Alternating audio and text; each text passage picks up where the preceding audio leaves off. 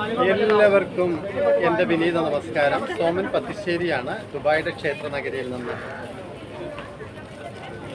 വേദത്തെ നാലായി പകുത്ത വേദവ്യാസൻ, ഋഗ്വേദവും സാമവേദവും അഥർവവേദവുമായി പകുത്ത വേദവ്യാസൻ തൻ്റെ മകനായ ശ്രീശുക ബ്രഹ്മർഷി അകാലത്തിൽ മരിച്ചപ്പോൾ സ്വന്തം മാതാപിതാക്കൾക്ക് അവരുടെ മാതാപിതാക്കൾ ജീവിച്ചിരിക്കെ മക്കൾ മരിക്കുമ്പോൾ അല്ലെങ്കിൽ വേർപെട്ട് പോകുമ്പോൾ ഒരവസ്ഥ എന്ന് പറയുന്നത് അത് സഹിക്കുന്നതിലും അപ്പുറമാണ്.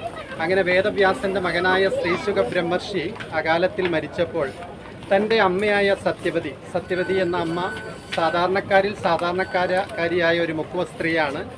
ആ അമ്മയുടെ മടിത്തട്ടിൽ കിടന്ന് നെഞ്ചുപൊട്ടി കരഞ്ഞപ്പോൾ ആ അമ്മയായ ആ മുക്കുവ സ്ത്രീയായ സാധാരണക്കാരിയായ സ്ത്രീ ലോകത്തെ ബുദ്ധിവൈഭവം കൊണ്ട് അമ്മാനമാടിയ വേദവ്യാസൻ ആ അമ്മ മൂർധാവിൽ തലോടിക്കൊണ്ട് വേദവ്യാസനോട് പറയുകയാണ്, മകനെ, നീ ബുദ്ധിവൈഭവം കൊണ്ട് ലോകത്തെ അമ്മാനമാടിയവനാണ്, വേദത്തെ നാലായി പകുത്തവനാണ്.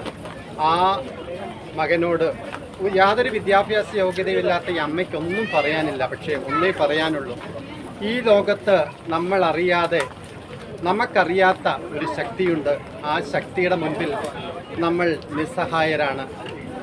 ആ വേദവ്യാസൻ, വേദത്തെ നാലായി പകുത്ത ആ വേദവ്യാസൻ സ്വന്തം അമ്മയായ ആ മുക്കുവ സ്ത്രീയുടെ മടിയിലെ നെഞ്ചുപൊട്ടി തൻ്റെ മകനായ ശ്രീശുക ബ്രഹ്മർഷി മരിച്ചപ്പോൾ അങ്ങനെ വിലപിച്ചപ്പോൾ നമ്മൾ പലപ്പോഴും ചിന്തിക്കും, നമ്മളെക്കായി കേമന്മാരായി ആരുമില്ല, നമ്മളാണ് സർവസ്വവും. നമ്മളിവിടെ കണ്ടതാണ്, കൊറോണ സമയത്ത് മസിൽ പവറും മണി പവറും രാഷ്ട്രീയ സ്വാധീനവും ഒന്നും ഏശാത്ത നിസ്സഹായരായിരിക്കൊരവസ്ഥ ഉണ്ട്.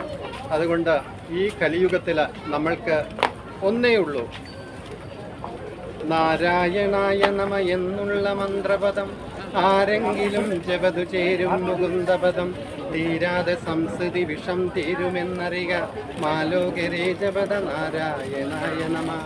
നമ്മുടെ മസിൽ പവറോ മണി പവറോ രാഷ്ട്രീയ സ്വാധീനമോ അക്കാഡമിക് ക്വാളിഫിക്കേഷനോ ഒന്നും നമ്മുടെ ജീവിതത്തിൽ ഈശ്വരന് പകരമായിട്ടില്ല.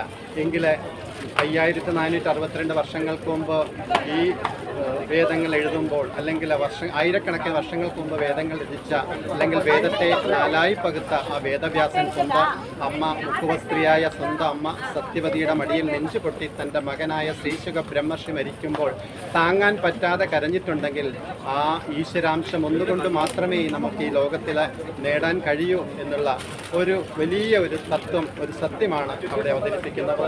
എല്ലാവർക്കും ഈ ദുബായിയുടെ ക്ഷേത്ര നഗരിയിൽ നിന്ന് ഭഗവാന്റെ നാമങ്ങൾ പറയുവാൻ കിട്ടിയ അവസരത്തിന് നന്ദി. എല്ലാവർക്കും നല്ലൊരു ദിനം ആശംസിക്കുന്നു. നന്ദി, നമസ്കാരം.